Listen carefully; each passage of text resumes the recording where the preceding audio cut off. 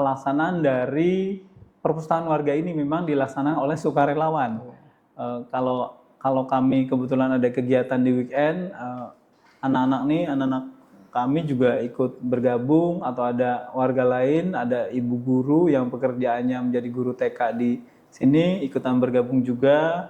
Kemudian mengedukasi, mengajak warga ini untuk berinteraksi, guyup rukun, termasuk anak-anak kita ajarkan, kita sadarkan untuk juga diselipkan untuk mencintai lingkungan agar tetap lestari.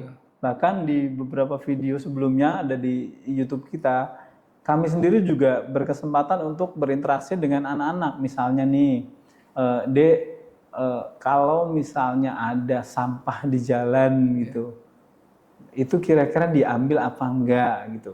Nanti anak-anaknya ada yang jawab. Kalau itu pernah dijawab, ya biarin aja Pak, kan itu bukan sampah kita. Nah, itu kan kesempatan kita jelaskan gitu.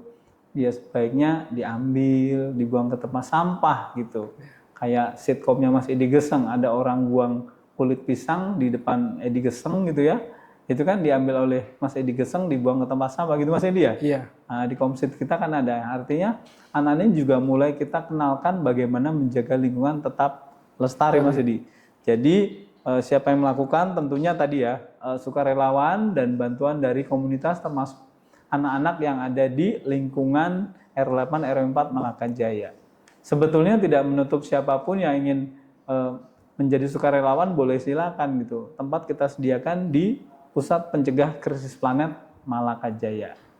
Perpustakaan ini mendukung SDGs nomor 4 tentang pendidikan berkualitas, artinya kita memberikan kesempatan belajar seluas-luasnya kepada seluruh warga negara, khususnya di lingkungan terkecil, di tempat kita, di R8 RW4 Malaka Jaya, Mas. Supaya semua anggota masyarakat ini mendukung pendidikan inklusif dan merata. Kemudian SDGs dukungan berikutnya adalah untuk SDGs nomor 11, kota dan komunitas berkelanjutan begitu. Untuk meningkatkan inovasi dan partisipasi aktif masyarakat dalam mengurangi penggunaan gadget khususnya di weekend, di akhir tahun, di akhir minggu Mas Edi. Kemudian juga ada literasi juga positif serta guyup rukun masyarakat untuk saling mengenal. Jangan sampai antar tetangga kita nggak kenal satu sama lain. Itu Mas Edi. Satu lagi SDGs nomor 17 nih Mas, kemitraan untuk mencapai tujuan. Dengan melibatkan anak-anak, tentunya kita melibatkan semua pihak termasuk swasta dan pemerintah nih harapannya. Mudah-mudahan dalam waktu dekat akan ada juga yang mengirim buku yang lebih bagus atau lebih kekinian untuk mendukung pendidikan dan pembelajaran seumur hidup. Sehingga sosial, lingkungan ekonomi, sosial diperkuat, lingkungannya dikenalkan, ekonominya nanti digulirkan.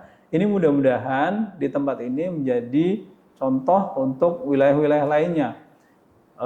Di kawasan padat penduduk ternyata bisa untuk interaksi anak-anak berbagai kalangan, termasuk dewasanya juga mengajarkan ilmunya kepada anak-anak seperti yang terlihat di layar. Ini kan harapannya bagus untuk ke depan gitu Mas. Sahabat Penjaga Nusantara, memang perpustakaan warga di gang padat penduduk ini adalah bukti nyata bahwa sekecil apapun di ruangan kita itu bisa dimanfaatkan untuk berinteraksi, memberikan interaksi positif gitu ya, menjadi sumber ilmu pengetahuan bagi semua warga untuk mendukung SDGs tadi, berapa itu? 11, 17 dan berapa itu tadi saya lupa. Kemudian ini juga mari kita manfaatkan setiap kesempatan ini untuk belajar dan tumbuh berkembang untuk mendukung Indonesia menjadi negara maju Mas Edi, dan tentunya mendukung pembangunan yang berkelanjutan. Semoga ini bisa diikuti oleh wilayah lainnya.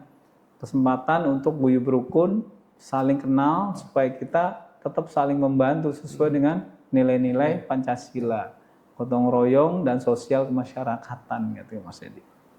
Itu Penjaga Nusantara.